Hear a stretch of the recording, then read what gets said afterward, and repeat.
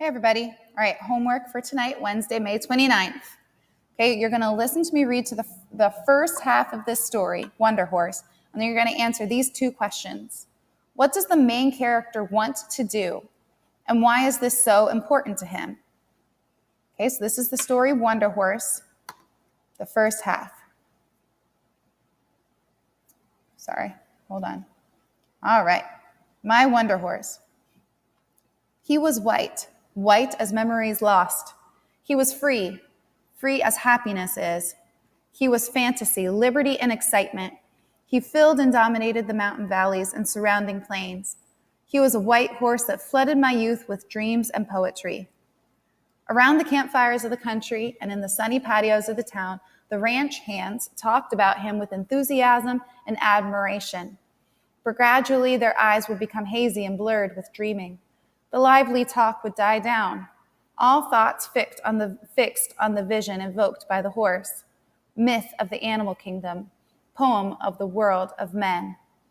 White and mysterious, he paraded his harem through the summer forests with lordly rejoicing. Winter sent him to the plains and sheltered hillsides for the protection of his females.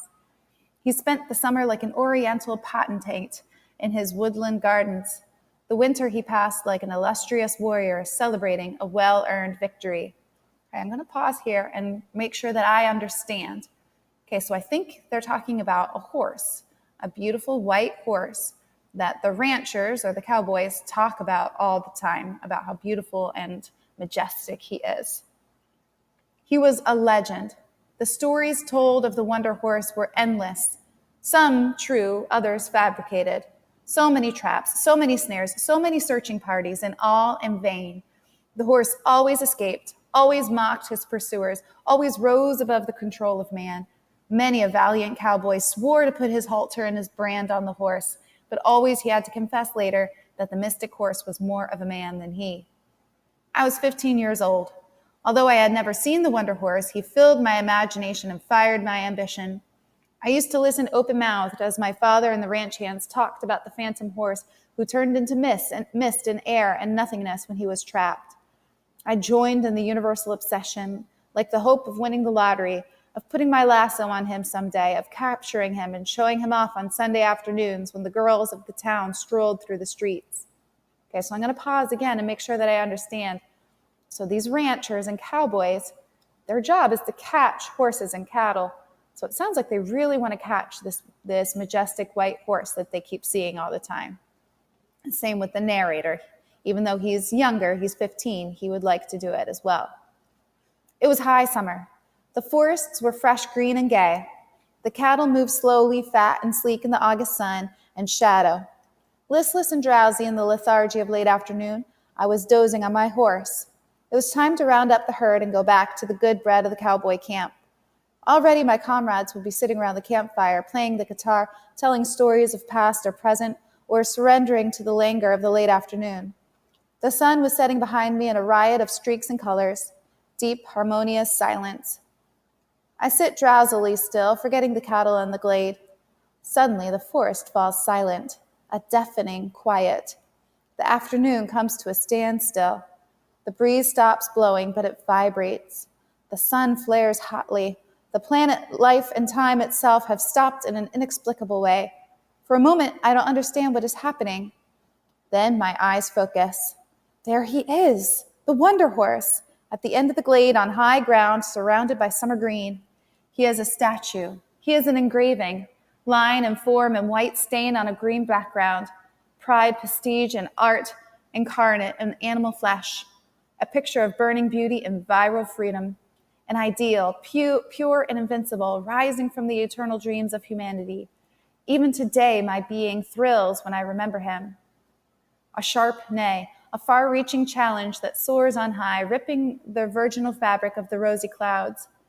Ears at the point, eyes flashing, tail waving active defiance, hooves glossy and destructive, arrogant ruler of the countryside. The moment is never ending, a momentary eternity. It no longer exists, but will always live. There must have been mares, but I did not see them. The cattle went on their indifferent way. My horse followed them, and I came slowly back from the land of dreams to the world of toil. but life could no longer be what it was before. That night under the stars, I didn't sleep. I dreamed. How much I dreamed awake and how much I dreamed asleep, I do not know. I only know that a white horse occupied my dreams and filled them with vibrant sound and light and turmoil. Summer passed and winter came. Green grass gave place to white snow. The herds descended from the mountains to the valleys and the hollows, and in the town they kept saying that the Wonder Horse was roaming through this or that secluded area. I inquired everywhere for his whereabouts. Every day he became for me more of an ideal, more of an idol, more of a mystery. It was Sunday. The sun had barely risen above the snowy mountains. My breath was a white cloud. My horse was trembling with cold and fear like me. I left without going to Mass, without any breakfast, without the usual bread and sardines in my saddlebags. I had slept badly, but had kept the vigil well. I was going in search of the white light that had galloped through my dreams. On leaving the town for the open country, the roads disappear. There are no tracks, human or animal, only a silence, deep, white, and sparkling. My horse breaks trail with his chest and leaves an unending wake, an open rift in the white sea. My trained, concentrated gaze covers the landscape from horizon to horizon, searching for the noble silhouette of the talismanic horse. All right, and we'll stop there. So your homework again. What does the main character want to do? And why is this so important to him?